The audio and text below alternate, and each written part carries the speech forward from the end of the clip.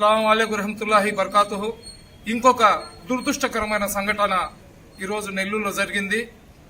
ఎవరైతే టైలర్స్ కాలనీకి చెందిన ఆశ అనే అమ్మాయి, ఆ అమ్మాయి పేద కుటుంబంలో పుట్టినా గాని ఒక ఉన్నతమైన చదువులు చదువుకొని ఒక మంచి ఆశయంతో జీవించే అమ్మాయి. ఇతని కూతురు, ఇతను బేల్దార్ మేస్త్రి పని చేసుకుంటుంటాడు.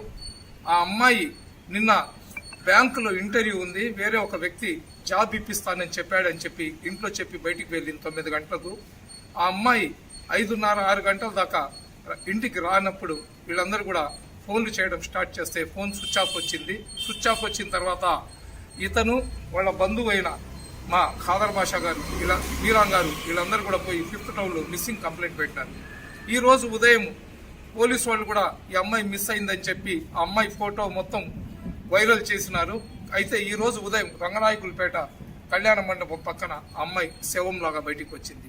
ఈ మహిళల మీద, ఆడబిడ్డల మీద ఏం జరుగుతుందో భగవంతుడికే తెలియాలా. ప్రతిరోజు ఏదో ఒక ప్రాంతంలో ఏదో ఒక అమ్మాయిని ఈ విధంగా చచ్చిపోవడం, నీళ్లలో తేలడం మనం చూస్తున్నాం. అయితే దీని మీద రూరల్ శాసనసభ్యులు కోటమిరెడ్డి శ్రీధర్ రెడ్డి గారికి మేమందరం కూడా చెప్పిన తర్వాత చాలా సీరియస్ గా ఎస్పీ గారికి ఆదేశాలు మాట్లాడడం జరిగింది. ఎస్పీ గారు 3 టౌన్ పోలీసు వాళ్ళకి అందరికి కూడా కఠినమైన ఆదేశాలు ఇచ్చారు. ఆ అమ్మాయి ఆత్మహత్య చేసుకోవాల్సిన అవసరం లేదు, సంఘటన ఏం జరిగింది, ఏ విధంగా జరిగిందని మొత్తం విచారించి దోషులు ఎవరైనా కానీ వాళ్ళని కఠినంగా శిక్షిస్తామని చెప్పి ఎస్పీ గారు కూడా హామీ ఇవ్వడం జరిగింది. ఖచ్చితంగా బిడ్డల తల్లిదండ్రులకు ఒకే మాట చెప్తున్నా, మీ బిడ్డలు ఎక్కడికి వెళ్తున్నారు, ఎవరితో మాట్లాడుతున్నారు, వాళ్ళు ఎవరికి ఫోన్లు చేస్తున్నారని దయచేసి మీరు దాని మీద ఒక నిఘా పెట్టండి. ఎదిగి వచ్చిన బిడ్డలను ఎవరో ఇవి ఎదవలు మాయ మాటలు చెప్పి వాళ్ళ జీవితాలను నాశనం చేసి వాళ్ళను వికట జీవులు చేస్తున్నారు. కాబట్టి వాళ్ళని కాపాడుకోవాలంటే ఎవరో వచ్చి కాపాడరు. మనం కన్న బిడ్డలను మనమే కాపాడుకోవాలన్నా కొద్దిగా ఇంగిత జ్ఞానంతో మనం ముందుకు వెళ్ళాలా.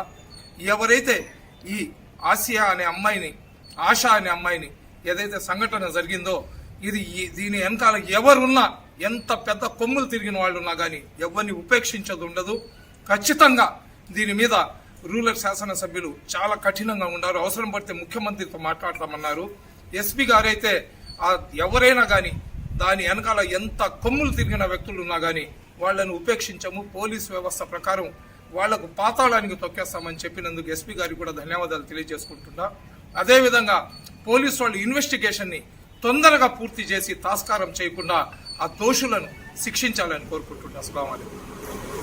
మీకు నచ్చినట్టయితే please like, share, follow, subscribe.